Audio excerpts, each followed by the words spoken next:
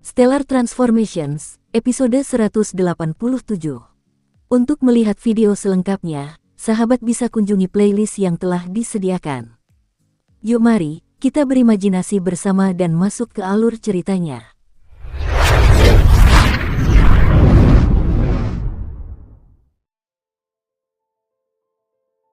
Ini adalah pemimpin klan Liu, datang untuk menyambut Tuan Qin. Kami tidak yakin keberuntungan apa yang ingin Tuan Qin lakukan di planet kecil ini, Bulan Ember. Jika ada sesuatu di dalam klan saya, keluarga Liu, yang dapat menanganinya, izinkan kami melakukannya. Di Bulan Ember, saya dari klan Liu setidaknya memiliki beberapa kemampuan. Qin Yu tersenyum tipis, lalu menunjuk ke sebuah kursi di sebelah kiri, kursi yang diperuntukkan bagi tamu.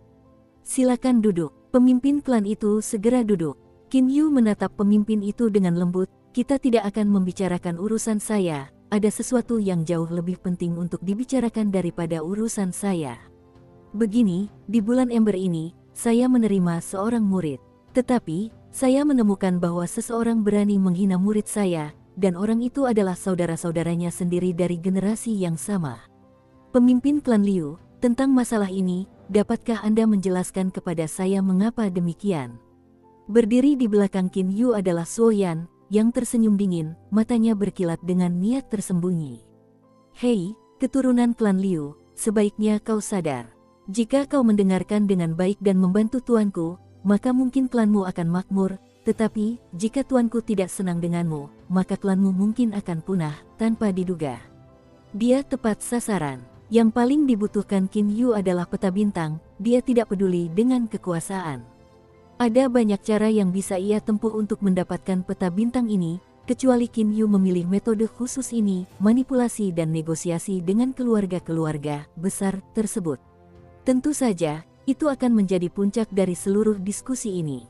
Perundungan, bagaimana kita harus menangani ini? Pemimpin klan bertanya kepada siapapun, lalu tersenyum tipis. Ini adalah masalah yang muncul dari persaingan internal klan di antara anak-anak itu. Untuk ini, saya berjanji satu hal, dan itu adalah hal-hal seperti itu tidak akan pernah terjadi lagi. Kau bersumpah? Qin Yu menjawab dengan tawa singkat dan datar, aku sulit mempercayai janji yang kau ucapkan itu. Han Su bergeser gelisah di tempatnya berdiri, menundukkan kepalanya ke arah gurunya, dan berbisik, guru, kata-kata pemimpin klan sangat berpengaruh. Qin Yu tertawa dengan sedikit sarkasme. Dasar murid bodoh, aku bahkan tidak tahu harus berkata apa kepada orang sepertimu. Han Su baru berusia 25 tahun dan belum banyak melihat dunia luar. Seorang pria dengan pandangan sempit dan naif seperti itu, hanya akan merasa terhormat atas kemunculan tiba-tiba para pilar terbesar keluarga Liu yang hadir hari ini. Memang, Han Su merasa seperti melayang dan berterbangan di awan ke-9, dan mendengar janji pemimpin klan, dia sudah yakin. Dia tidak bisa menahan diri untuk ikut membantu tetua. Baiklah, biarlah begitu. Karena Han Su sudah mengatakan bahwa masalah ini bukan lagi masalah, maka biarlah masa lalu berlalu. Pemimpin klan itu tersenyum, senyum licik, seolah seluruh kejadian ini hanyalah kedok. Aku perhatikan bahwa peralatan suci pada Han Suku sendiri cukup luar biasa. Sepertinya ia dapat berubah bentuk dan membentuk dirinya sendiri. Peralatan suci yang menakjubkan seperti itu, pasti milikmu, kan? Peralatan seperti itu, disempurnakan oleh Tuan Qin. Qin Yu membenarkannya. Dia tahu alasan mengapa pemimpin klan memberinya pujian seperti itu. Tujuan setiap pemimpin klan adalah untuk meningkatkan kesan yang akan mereka tinggalkan padanya. Yun Lu bukanlah pengecualian. Dia harus mengakui, sejauh ini kelompok itu cukup bijaksana, dan tidak keras kepala. Pemimpin klan Liu, bukankah Anda menanyakan urusan saya di sini di Bulan Ember, kan? Nah, saya memang memiliki satu urusan yang sangat penting, yang ingin saya sampaikan kepada Anda. Tentu saja, saya akan memberikan imbalan yang sesuai. Mata pria itu berbinar dan buru-buru bertanya, apapun imbalannya, jika saya bisa membantu, saya pasti akan melakukannya. Tidak, bukan untuk membantuku tanpa imbalan. Aku bukan tipe orang yang membiarkan utangku tak terbayar. Qin Yu menggelengkan kepalanya. Baiklah kalau begitu, jika Tuan Qin tidak ingin berhutang budi. Wajah pemimpin klan berseri-seri, saya punya permintaan kecil. Saya harap Anda bisa menjadi tamu kehormatan yang bersekutu dengan klan Liu kami. Tamu sekutu. Qin Yu mengerutkan alisnya. Saya orang yang sibuk. Pemimpin klan itu buru-buru menambahkan, hanya nama saja. Hanya nama saja. Jika ada masalah dan Anda sedang luang, Anda bisa membantu kami. Tapi jangan khawatir, kami tidak akan datang meminta bantuan Anda. Jika begini, Qin Yu berpikir sejenak di bawah tatapan tajam semua tamu, termasuk pengunjung yang tidak disebutkan namanya. Baiklah, aku terima. Ini fantastis. Silakan, ini adalah hadiah untuk setiap tamu kehormatan yang dijamu oleh keluarga Liu. Setiap tamu kehormatan diperlakukan sama. Silakan terima ini, sebagai tanda niat baik. Beberapa barang kecil muncul di meja terdekat. Setelah diamati lebih dekat, ternyata itu adalah tanda kekuasaan. Sebuah manik transparan berwarna opal. Dan terakhir, 10 batu elemental suci berkualitas tinggi. Token ini bertuliskan tanda tamu kehormatan klan Liu. Siapapun dari klan Liu harus membawa benda seperti ini. Manik ini adalah manik jimat transfer suara, mungkin tidak terlalu mahal tetapi untuk mendapatkannya mungkin akan menemui beberapa kesulitan. 10 batu elemen suci tingkat tinggi ini diperuntukkan bagi para bangsawan untuk berlatih. Pemimpin klan itu tersenyum lebar sepanjang waktu saat memberikan penjelasannya. Qin Yu membelalakkan matanya, lalu tersenyum tipis, ini sungguh murah hati. Batu elemen suci tingkat tinggi bukanlah sesuatu yang dipedulikan Qin Yu. Dia bahkan belum menghitung berapa banyak batu elemen tingkat tinggi yang dimilikinya di dalam Istana Abadi 9 Pedang.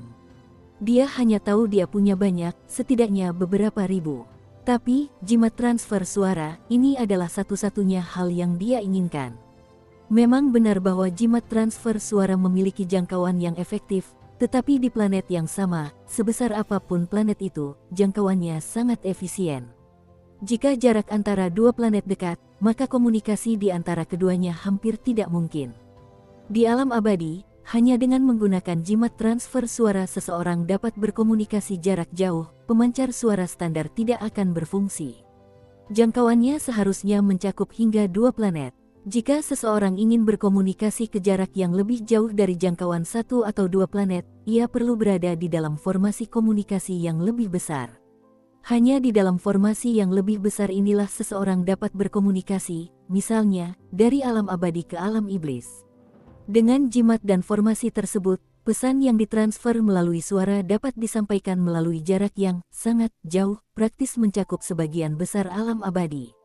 Satu-satunya kendala adalah formasi tersebut sangat sulit untuk dibuat. Yang dia butuhkan saat ini adalah ini, sebuah manik jimat transfer suara. Baiklah, karena pemimpin klan Liu begitu bersikeras, aku harus menerimanya. Dia dengan tenang menyimpan ketiga hadiah itu. Sekarang, ceritakan kepada kami tentang tugas tersebut, Tuan Qin. Setiap urusan tamu kehormatan klan adalah urusan seluruh klan. Kami akan mencari cara untuk memenuhi tugas tersebut, tegas pemimpin klan Liu. Senyum tipis terukir di wajah Qin Yu. Sejujurnya, tetua bela diri senior saya ingin pergi ke alam iblis, tetapi tidak memiliki peta bintang.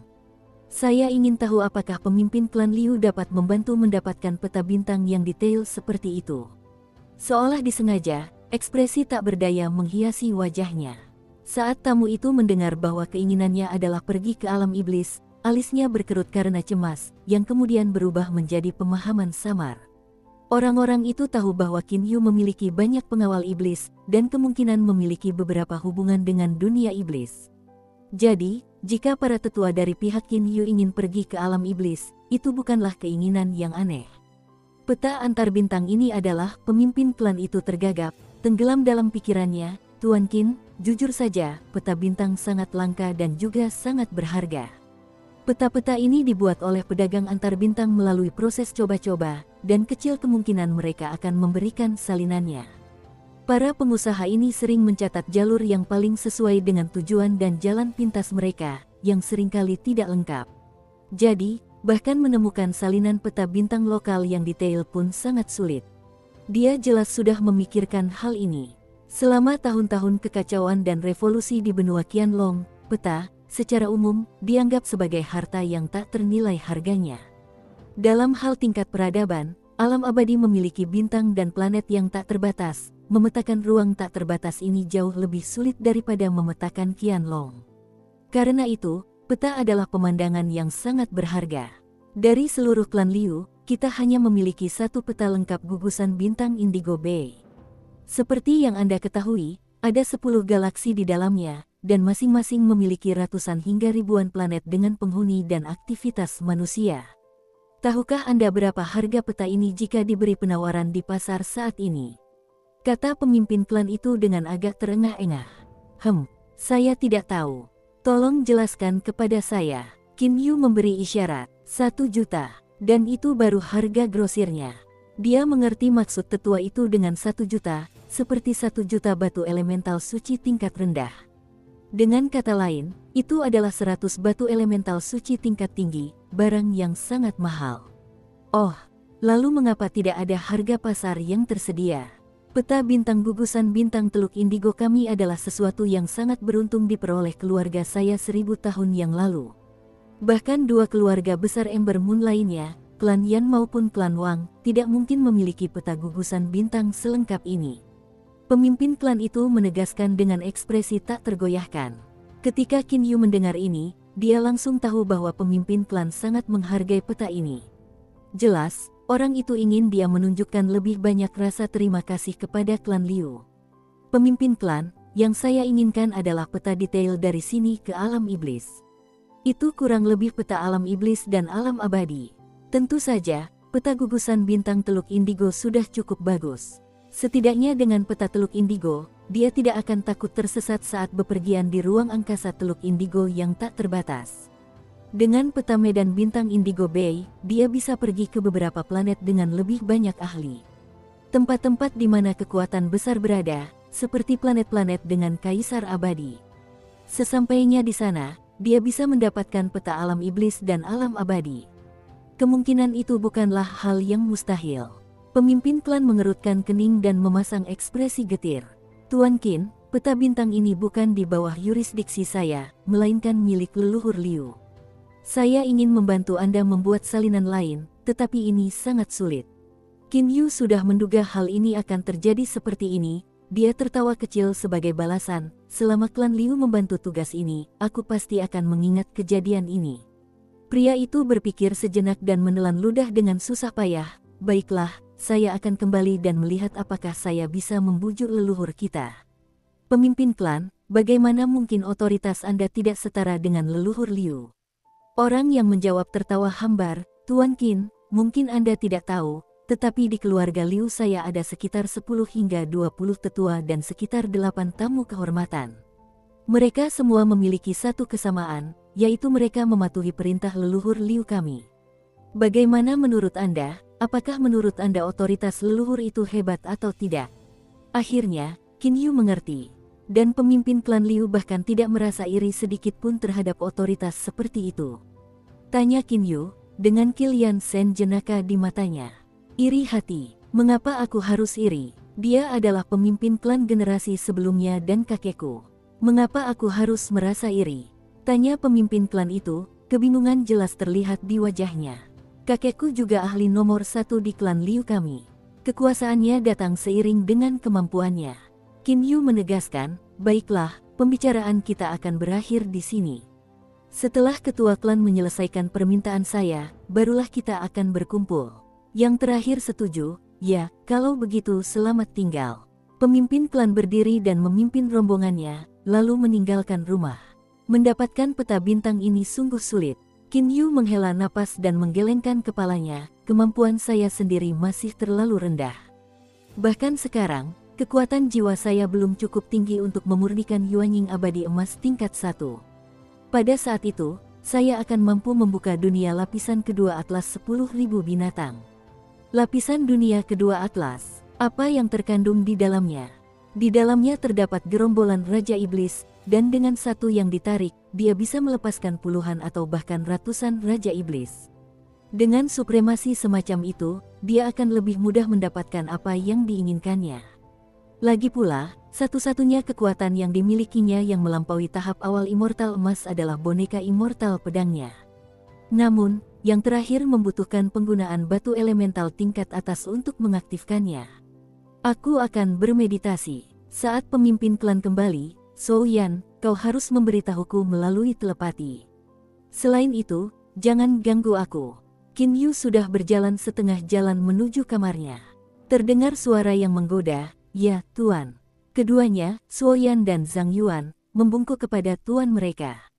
Ketika Qin Yu kembali ke kamarnya, di seberang lorong, Han Su dan ayahnya telah memulai percakapan.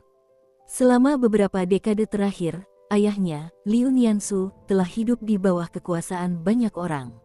Setiap kali melihat orang lain, ia harus membungkuk sangat dalam, tetapi hari ini, ia akhirnya mendapatkan kembali haknya untuk berdiri tegak. Pada lapisan pertama tahap manusia, yaitu ruang jiwa. Di tengah kehampaan yang luas dan ruang tak terbatas, di tengahnya Qin Yu duduk bersila bermeditasi, secara sadar beralih dari satu segel tangan ke segel tangan berikutnya. Dengan setiap segel yang selesai, kekuatan ilahi terbebas darinya. Kekuatan jiwanya, yang saat ini berada pada tahap manusia, terus melahap energi dari air mata meteor seperti sepasang harimau yang rakus, kelaparan dan evolusi yang tak berujung. Waktu terus berjalan, sementara Qin Yu berlatih kultivasi. Setelah 10 hari, di halaman rumah, dua orang duduk menunggu. Salah satunya mengenakan pakaian biru, seorang lelaki tua keriput, dan yang lainnya adalah pemimpin klan Liu yang datang beberapa hari lalu. "Pemimpin klan Liu dan tamu, silakan tunggu di sini." Souyan kemudian memberitahu Qin Yu melalui pikirannya. Tak lama kemudian, Qin Yu keluar dari pintu kamarnya. Hari itu, ia tersenyum lebar. "Tuan Qin, izinkan saya memperkenalkan kepada Anda, ini adalah leluhur klan Liu saya." Pemimpin klan itu menjelaskan dengan tergesa-gesa. Sambil menjelaskan, Qin Yu dengan saksama mengamati tamu barunya itu, reaksinya hanya biasa saja. Hanya seorang immortal emas, mungkin setara dengan Huaiyan. Dia sudah memahami kedalaman kekuatan individu ini.